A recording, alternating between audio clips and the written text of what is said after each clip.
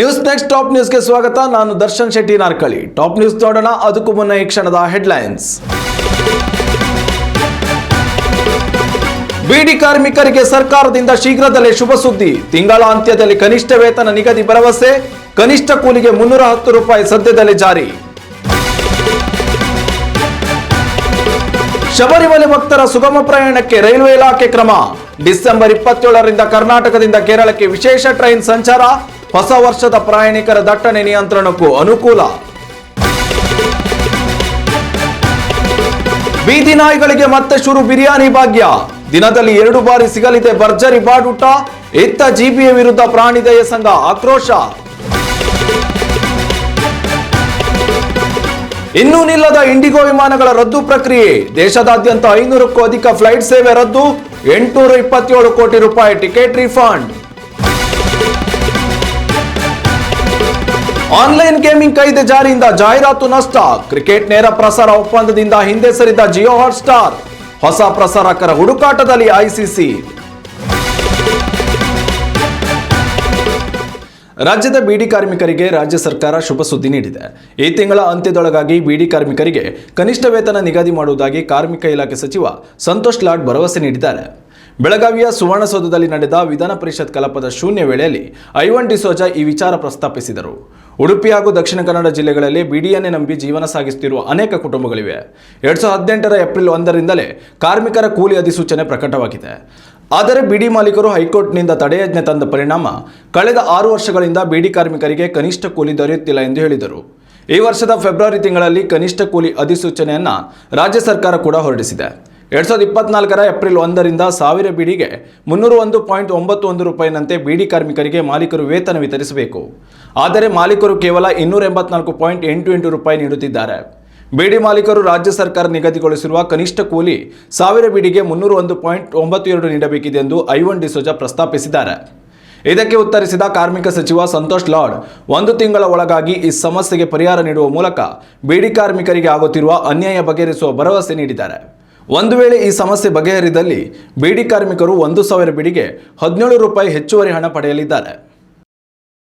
ರಾಜ್ಯದಲ್ಲಿ ಶಬರಿಮಲೆಗೆ ತೆರಳುತ್ತಿರುವ ಅಯ್ಯಪ್ಪ ಭಕ್ತಾದಿಗಳ ಸಂಖ್ಯೆ ಹೆಚ್ಚುತ್ತಿರುವ ಹಿನ್ನೆಲೆಯಲ್ಲಿ ಶಬರಿಮಲೆ ಭಕ್ತರ ಸುಗಮ ಪ್ರಯಾಣಕ್ಕಾಗಿ ರೈಲ್ವೆ ಇಲಾಖೆ ಮಹತ್ವದ ಕ್ರಮ ಕೈಗೊಂಡಿದೆ. ಈ ತಿಂಗಳ ಅಂತ್ಯದ ವೇಳೆಗೆ ರಾಜ್ಯದಿಂದ ಕೇರಳಕ್ಕೆ 2 ವಿಶೇಷ ರೈಲು ಸಂಚರಿಸಲಿದೆ. ಡಿಸೆಂಬರ್ 27ರಿಂದ ಬೆಂಗಳೂರಿನಿಂದ ಕೊಲ್ಲಂಗೆ ವಿಶೇಷ ರೈಲು ತೆರಳಲಿದ್ದು ಲಕ್ಷಾಂತರ ಅಯ್ಯಪ್ಪ ಮಾಲಾಧಾರಿಗಳಿಗೆ ಅನುಕೂಲವಾಗಲಿದೆ. ಶಬರಿಮಲೆ ಭಕ್ತಾದಿಗಳ ಜೊತೆಯಲ್ಲಿ ಕ್ರಿಸ್ಮಸ್ ಮತ್ತು ಹೊಸ ವರ್ಷಕ್ಕಾಗಿ ಪ್ರಯಾಣ ಬೆಳೆಸುವವರನ್ನು ಗಮನದಲ್ಲಿಟ್ಟುಕೊಂಡು ಈ ವಿಶೇಷ ರೈಲನ್ನು ಬಿಡಲಾಗಿದೆ. ಶಬರಿಮಲೆಗೆ ತೆರಳುವ ಭಕ್ತರು ಈ ರೈಲಿನ ಮೂಲಕ ಚೆಂಗನೂರು ನಿಲ್ದಾಣ, ಕೊಟ್ಟಾಯಂನಲ್ಲಿ ಇಳಿದು ಪಂಪಾಗೆ ರಸ್ತೆ ಮಾರ್ಗದ ಮೂಲಕ ತೆರಳಬಹುದಾಗಿದೆ. ಡಿಸೆಂಬರ್ 27ರ ಮಧ್ಯಾಹ್ನ 3 ಗಂಟೆಗೆ ಸರಿಯಾಗಿ ಬೆಂಗಳೂರಿನ ಸರ್ ಎಂ ವಿಶ್ವೇಶ್ವರಯ್ಯ ಟರ್ಮಿನಲ್ನಿಂದ ಹೊರಡುವ ಈ ರೈಲು ಮಾರನೇ ದಿನ ಬೆಳಗ್ಗೆ 7:25ಕ್ಕೆ ಕೊಲ್ಲಂ ತಲುಪಲಿದೆ. ಇನ್ನು ಕೊಲ್ಲಂನಿಂದ ಡಿಸೆಂಬರ್ 28ರ ಬೆಳಗ್ಗೆ 10:40ಕ್ಕೆ ಹೊರಡುವ ಈ ರೈಲು ಮಾರನೇ ದಿನ ಬೆಳಗ್ಗೆ 10:30ಕ್ಕೆ ಹುಬ್ಬಳ್ಳಿ ತಲುಪಲಿದೆ. ರಾಜ್ಯ ರಾಜಧಾನಿ ಬೆಂಗಳೂರಿನಲ್ಲಿ ಬೀದಿ ನಾಯಿಗಳ ಹಾವಳಿ ಜೋರಾಗಿದೆ. ಸಿಲಿಕಾನ್ ಸಿಟಿಯಲ್ಲಿ ಬೀದಿ ನಾಯಿಗಳ ನಿರ್ವಹಣೆಯನ್ನು ನೋಡಿಕೊಳ್ಳುತ್ತಿರುವ ಜಿಬಿಎ ದಿನಕ್ಕೊಂದು ಹರಸಾಹಸ ಪಡುತ್ತಿದೆ. ಈ ಎಲ್ಲದರ ನಡುವೆ ಇದೀಗ ಶ್ವಾನಗಳಿಗೆ ಮತ್ತೊಮ್ಮೆ ಬಿರಿಯಾನಿ ಭಾಗ್ಯ ಒದಗಿಸುವ ವಿಚಾರ ಬೆಳಕಿಗೆ ಬಂದಿದೆ. ಈ ಬಾರಿ ಒಂದಲ್ಲ ಬದಲಾಗಿ 2 ಬಾರಿ ಚಿಕನ್ ಬಿರಿಯಾನಿ ಸವಿಯುವ ಭಾಗ್ಯ ಬೀದಿ ನಾಯಿಗಳಿಗೆ ಬಂದೊದಗಿದೆ. ಮೊದಲೆಲ್ಲ ಒಂದು ಹೊತ್ತಿನ ಊಟಕ್ಕೆ ಒಂದು ಶ್ವಾನಕ್ಕೆ 22 ರೂಪಾಯಿಗಳಂತೆ ನಿಗದಿಪಡಿಸಿ ಚಿಕನ್ ಬಿರಿಯಾನಿ ತಯಾರಿಸಲಾಗುತ್ತಿತ್ತು. ಆದರೆ ಇದೀಗ ಒಂದೊತ್ತಿನ ಊಟದ ಬೆಲೆಯನ್ನು 25 ರೂಪಾಯಿಗಳಿಗೆ ಏರಿಕೆ ಮಾಡಲಾಗಿದೆ. ಈ ಮೂಲಕ ಒಂದು ಶ್ವಾನವು ದಿನಕ್ಕೆ 50 ರೂಪಾಯಿ ಮೌಲ್ಯದ ಚಿಕನ್ ಬಿರಿಯಾನಿಯನ್ನು ಸವಿಯಲಿದೆ. ಇದರ ಜೊತೆಯಲ್ಲಿ ಸುಪ್ರೀಂ ಕೋರ್ಟ್ ಆದೇಶದಂತೆ ಜಿಬಿಎ ನಾಯಿಗಳಿಗೆ ಶೆಲ್ಟರ್ ವ್ಯವಸ್ಥೆ ಕೂಡ ಮಾಡಿಕೊಳ್ಳುತ್ತಿದೆ. ಆದರೆ ಜಿಬಿಎ ವಿರುದ್ಧ ಪ್ರಾಣಿದಯ ಸಂಘ ಆಕ್ರೋಶವನ್ನು ವ್ಯಕ್ತಪಡಿಸಿದೆ. ಬೀದಿ ನಾಯಿಗಳ ನಿರ್ವಹಣೆಗೆ ಸರಿಯಾದ ಶೆಲ್ಟರ್ ನಿರ್ಮಾಣ ಮಾಡಿಲ್ಲ. ನಾಯಿಗಳನ್ನು ಸೆರೆ ಹಿಡಿಯುವಾಗ ಅವುಗಳಿಗೆ ಗಾಯ ಮಾಡುವ ಸಿಬ್ಬಂದಿ ಕನಿಷ್ಠ ಚಿಕಿತ್ಸೆಯನ್ನು ಕೊಡಿಸದೆ ಹಾಗೆಯೇ ಬಿಡುತ್ತಾರೆ. ಶ್ವಾನಗಳ ನಿರ್ವಹಣೆಗೆ ವರ್ಷಕ್ಕೆ 8 ಕೋಟಿಗೂ ಅಧಿಕ ಹಣ ವ್ಯಯಿಸುತ್ತಿರುವ ಬಗ್ಗೆ ಸರ್ಕಾರಕ್ಕೆ ಜಿಬಿಎ ಲೆಕ್ಕ ಕೊಡ್ತಿದೆ. ಆದರೆ ಇದು ಹಣ ಮಾಡಲು ಜಿಬಿಎ ಅಧಿಕಾರಿಗಳು ಮಾಡಿರುವ ಷಡ್ಯಂತ್ರ ಎಂದು ಕಿಡಿಕಾರಿದೆ. 1 ವಾರಗಳ ಕಳೆಯುತ್ತಾ ಬಂದರೂ ಇಂಡಿಗೋ ವಿಮಾನಯಾನ ಸಂಸ್ಥೆಯ ಬಿಕ್ಕಟ್ಟು ಮಾತ್ರ ಮುಗಿಯುವ ಲಕ್ಷಣ ಗೋಚರಿಸುತ್ತಿಲ್ಲ. ಪೈಲಟ್ ಡ್ಯೂಟಿ ನಿಯಮಗಳು ಹಾಗೂ ಆಂತರಿಕ ಯೋಜನೆಗಳ ದೋಷದಿಂದಾಗಿ ಸೋಮವಾರ ಕೂಡ ವಿಮಾನಯಾನ ವ್ಯತ್ಯಯ ಮುಂದುವರಿದಿದ್ದು 500ಕ್ಕೂ ಅಧಿಕ ವಿಮಾನಗಳು ರದ್ದಾಗಿವೆ. ಬೆಂಗಳೂರಿನಲ್ಲಿ ಸೋಮವಾರದಂದು 127 ಇಂಡಿಗೋ ವಿಮಾನಗಳು ರದ್ದಾಗಿವೆ. ದೆಹಲಿಯಲ್ಲಿ 134 ಹಾಗೂ ಹೈದರಾಬಾದ್ನಲ್ಲಿ 77 ವಿಮಾನಯಾನ ಸೇವೆ ರದ್ದು ಮಾಡಲಾಗಿದೆ. ಇನ್ನುಳಿದಂತೆ ಮುಂಬೈ, ಚೆನ್ನೈ ಹಾಗೂ ಜೈಪುರದಲ್ಲಿಯೂ ಇದೇ ಸಮಸ್ಯೆ ಮುಂದುವರೆದಿದೆ. ಇನ್ನು ನವೆಂಬರ್ 21ರಿಂದ ಡಿಸೆಂಬರ್ 7ರ ನಡುವೆ ರದ್ದಾಗಿರುವ ವಿಮಾನಯಾನ ಟಿಕೆಟ್ನ ರಿಫಂಡ್ ಪ್ರಕ್ರಿಯೆ ಮುಂದುವರಿದಿದೆ. ಇಂಡಿಗೋ ಸಂಸ್ಥೆಯು ಈವರೆಗೆ 827 ಕೋಟಿ ರೂಪಾಯಿಗಳನ್ನು ಪ್ರಯಾಣಿಕರಿಗೆ ಮರುಪಾವತಿ ಮಾಡಿದೆ.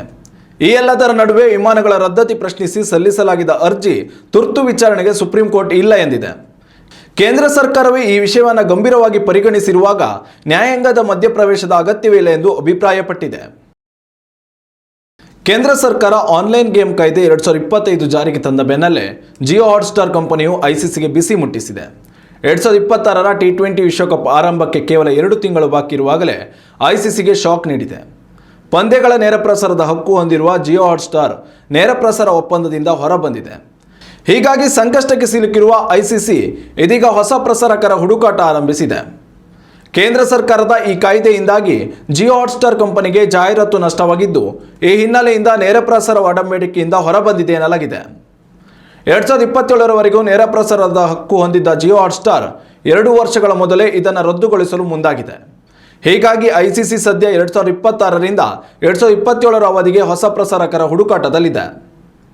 ರಿಲಯನ್ಸ್ ಸಂಸ್ಥೆ ಮಾಲೀಕತ್ವದ ಜಿಯೋ ಹಾಟ್ಸ್ಟಾರ್ 2024-25ನೇ ಸಾಲಿನಲ್ಲಿ ಸುಮಾರು 25,760 ಕೋಟಿ ರೂಪಾಯಿ ನಷ್ಟ ಅನುಭವಿಸಿದೆ. 2023-24ರ ಸಾಲಿನಲ್ಲಿ 12,319 ಕೋಟಿ ರೂಪಾಯಿ ನಷ್ಟ ಕಂಡಿದೆ. ಕೇಂದ್ರ ಸರ್ಕಾರದ ಈ ಕಾಯ್ದೆಯಿಂದಾಗಿ ರಿಯಲ್ ಮನಿ ಗೇಮಿಂಗ್ಗಳಾದ ಡ್ರೀಮ್11, ಮೈ ಸರ್ಕಲ್ನಂತಹ ಜಾಹೀರಾತುಗಳ ಪ್ರದರ್ಶನಕ್ಕೆ ಕೊಕ್ಕೆ ಬಿದ್ದಿರುವುದೇ ನಷ್ಟಕ್ಕೆ ಮುಖ್ಯ ಕಾರಣವಾಗಿದೆ. ಇನ್ನಷ್ಟು ತಾಜಾ ಸುದ್ದಿಗಳಿಗಾಗಿ ನೋಡ್ತಾ ಇರಿ ನ್ಯೂಸ್ ನೆಕ್ಸ್ಟ್. ಇದು ವರ್ತಮಾನದ ಕೈಗನ್ನಡಿ.